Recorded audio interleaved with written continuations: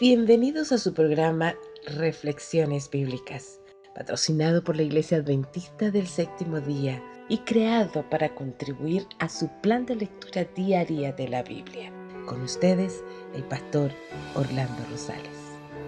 Hechos de los Apóstoles, capítulo 18, verso 1 y 4. Después de estas cosas, Pablo salió de Atenas y fue a Corinto, y discutía en la sinagoga todos los días de reposo, y persuadía a judíos y a griegos. La ciudad de Corinto estaba situado a unos 65 kilómetros al oeste de Atenas. Corinto había tenido gran importancia comercial desde los días más antiguos de Grecia. Como resultado del comercio, la vida se desarrollaba en medio de la lujuria y los vicios. Pablo comenzó aquí su misión con resultados mucho más fructíferos que en Atenas. Aquí en Corinto, Pablo conoció a una pareja de misioneros, con los cuales compartió varios años de trabajo, tanto de predicar el Evangelio como su oficio ocupacional de tejer tiendas. Ellos fueron Aquila y su esposa Priscila. Pablo en Corinto se concentró en predicar a los judíos sobre Jesús el Cristo, pero se levantó mucha oposición, a tal punto que Pablo decidió irse de allí y dejarles a ellos la responsabilidad del rechazo a la verdad, pero recibió la siguiente orden divina. Verso 9 y 10. Entonces el Señor dijo a Pablo en visión de noche: no temas, sino habla y no calles, porque yo estoy contigo, y ninguno pondrá sobre ti la mano para hacerte mal, porque yo tengo mucho pueblo en esta ciudad. No temas, le dijo el Señor. Estas palabras implican que en ese momento Pablo experimentaba algún temor y depresión, y sentía muy pesada la carga de la tarea que estaba intentando hacer para su Señor. Sin duda, Pablo corría el peligro de sufrir daño físico. Él ya había visto cómo las palabras ofensivas de los judíos se transformaban en violencia física, y esto fácilmente podría volver a ocurrir. El Señor se dirigió internamente a Pablo con palabras como: no temas, habla, sigue hablando y no calles.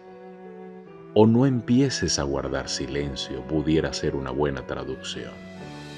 En un momento de debilidad, estuvo tentado a protegerse con el silencio, cuando parecía que las palabras eran estériles. Pero esta visión fue un consejo al apóstol para que predicara aún con más constancia que antes. Nada debía detener el testimonio de Pablo. Elías también había pasado por una crisis similar de desánimo. Jeremías también en más de una ocasión. Así Pablo permaneció 1 año y 6 meses predicando la palabra de Dios con poder. Se organizó la iglesia y crecía en número de conversos.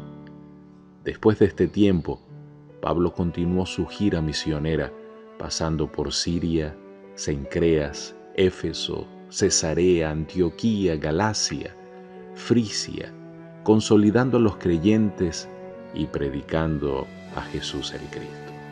Así el texto bíblico nos introduce desde el versículo 24 al 28 a un creyente fervoroso, que como Pablo fue altamente reconocido en la iglesia como un orador elocuente.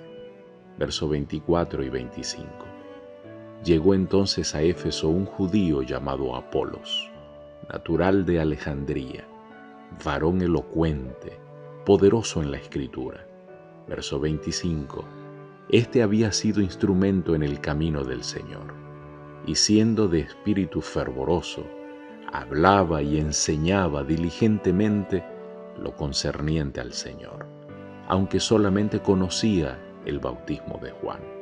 Los hechos que el Nuevo Testamento presenta acerca de Apolos sugiere que ocupó un lugar destacado en la iglesia primitiva. Su influencia como maestro cristiano se hizo sentir mucho en Corinto. Realmente era elocuente, era erudito, instruido y podía usar su erudición de forma efectiva. Bien dice el relato, poderoso, capaz, fuerte, pero había quedado solo con el bautismo y la enseñanza de Juan. Y todo aquel que anduviera en el camino de Juan necesitaba conocer muchas cosas concerniente al camino del Señor. Querido Dios, gracias por siempre proveer obreros dispuestos a trabajar en tu viña, así como usaste a Apolos para unirse a la iglesia naciente. Oramos para que sigas trayendo líderes que puedan predicar tu palabra con poder. Te lo pedimos en Jesús.